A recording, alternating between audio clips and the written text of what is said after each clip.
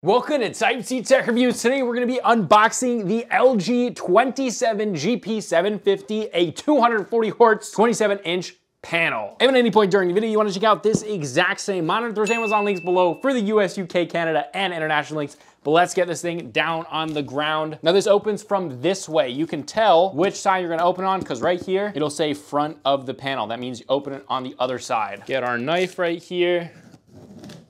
There we go. All right, opening up the box. LG always has great packaging. Taking out the stand. This looks like a pretty typical stand from LG, their higher end stand. This is the bottom stand.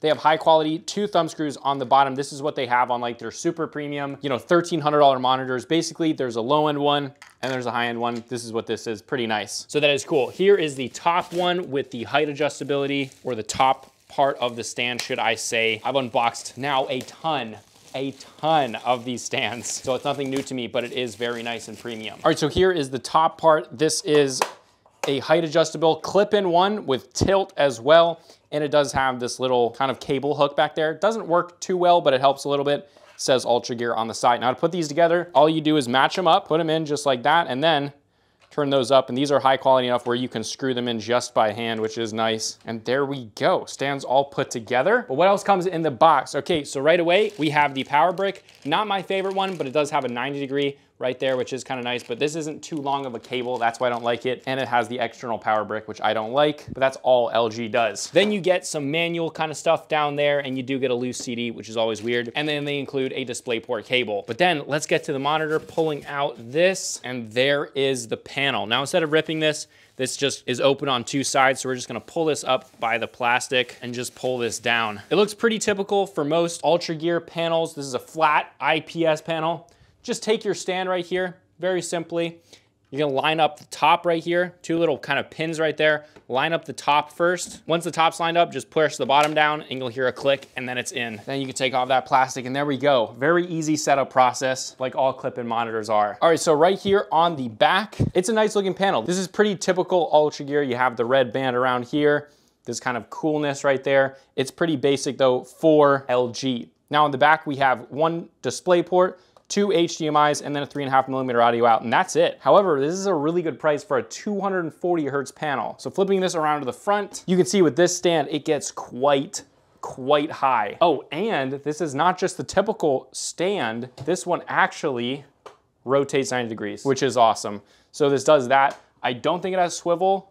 Yeah, no swivel. I don't think any LG monitor, any Ultragears have swivel, but it is cool that it has the full rotation. That is very cool. And obviously it has tilt and everything like that. There's a tiny bit of plastic on this side right here that wraps around the gloss black. And you can see right there, NVIDIA G-Sync. I think this is just an NVIDIA compatible, like verified, certified by NVIDIA, but that is still great. All right, but that's enough talk. Let's get this thing plugged into the PC and let's see how it games, see the initial impressions, the menu system, and we're gonna check that ghosting, which is very important on this panel. All right, guys, now we got it sitting on the desk. Let's turn this thing on. Typical LG controller down there. And there we go. We're in. Right away, it looks a little bit dim, but obviously it's never gonna ship in its brightest mode. So let's go over into menu. 240 Hertz, adaptive sync. We got some HDR support. Response time is on fast right now, so it's not in the fastest setting. Let's go through the different picture modes.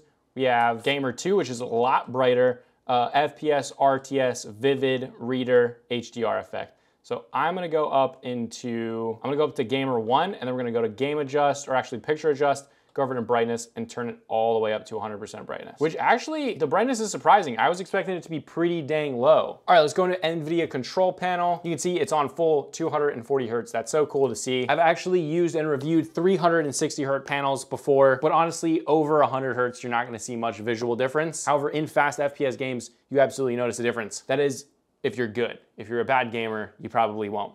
But so going into here, let's see if it can output 10 bits of color. That's incredibly surprising. So it can output 10 bits of color at full 240 Hertz, which is impressive. But that's enough of that. Let's hop in game and see how this thing games. All right, guys, hopping right in game. You can see right now, we're getting between 200 and, if you look at a wall, we're gonna get 225, 237, so pretty close to 240 Hertz. Obviously, this is a 1080p 27-inch monitor, so you're gonna get a lower PPI, but again, you're gonna need a super beefy rig if you want a 240 Hertz, 1440p, 27-inch monitor. So I'm totally fine with this. This is about speed and really for incredibly fast-paced gaming, competitive style stuff, which is really, that's what this thing is really good for. And you can see still, yeah, I'm getting like over 200 frames, and that's why you want to keep this at 1080p. But right away, I was honestly expecting it to have all of the performance, but no like prettiness.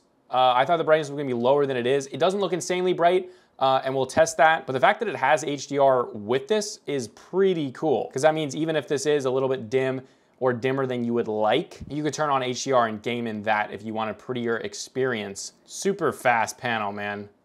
Very, very fast. Now, even with it being 1080p, depending on what games you play, you're gonna need a pretty dang beefy rig. I mean, I'm rocking a 3070 Ti right now, and we're on 1080p at pretty low graphics, except I have my anti-aliasing pretty high. And during like pretty intense combat, we're only getting like 160 frames. During indoors, it goes all the way up to 200 frames, but it is so fast. It's more like hard to actually put on paper, but a panel this quick is really about response time. And that's something you're only gonna notice during fast-paced gaming. But I can tell you right off the bat, it is impressive because it is pretty as well as being incredibly fast. But I think that's enough gaming. The big thing that we want to test is the ghosting. That's huge. However, before we do that, I'm gonna get out the luxometer and check just to see what the brightness is right off the bat. Wow, 460 nits? That's actually very surprising. 468 nits. Wow. That actually surprised the heck out of me. I might have thought it was dimmer because I just came from a monitor that was hitting 600 nits, and you'll see in the review that I just posted, that one was insanely bright, and we're in a very bright room right now, and it's during the day. But dang, that is quite bright. That actually is, wow, that's pretty dang good. But again, all that stuff will be in my full review when I've actually used this, not just on camera with all the lights going. But let's pull up the UFO test and see how this thing does right away. Okay. That's pretty good. I can tell you right away, it's still syncing up. I can tell you right away from looking at it, this thing is low. It has quite low ghosting, which is what we expect. There's some stuttering going on right now. Okay, but let's go into the settings and go to the game adjust. We're gonna go over to response time. It's in fast right now. Let's set it to faster. And there's a lot of pixel overshooting. So I can tell you right now, fast is the one to set it and leave it in. Normal, there's a little bit more ghosting. Off, there's more ghosting. Fast is pretty dang good. It is pretty bang on. There's basically none, a little bit more than the Dell that I just reviewed, which is the Dell G3223D. That one had such low ghosting. This one has a tiny bit more than that, but still at a very competitive grade amount of ghosting. This thing's incredibly impressive. And in fact, what I'm gonna do, turn off some of the lights, and I'm gonna look at the panel how I typically would use this, and looking at it now, it is actually a very pretty monitor. I feel like it doesn't have as wide of a color gamut as like the monitor I just used. However, the brightness is very good. The vibrancy is nice. And when you're talking about a 240 hertz panel, you really want it to be speedy, and everything else basically is second fiddle. That's not something that you need or have to have, but this panel, it could be really cool. But again, if you want to check this exact same monitor out, there's Amazon links below for the US, UK, Canada, and international links. My full review on this monitor will be coming in a few days, so subscribe below if you want to see if this is a good option for you to buy. But this was Type C Tech Reviews, and I'll see you guys in the next video.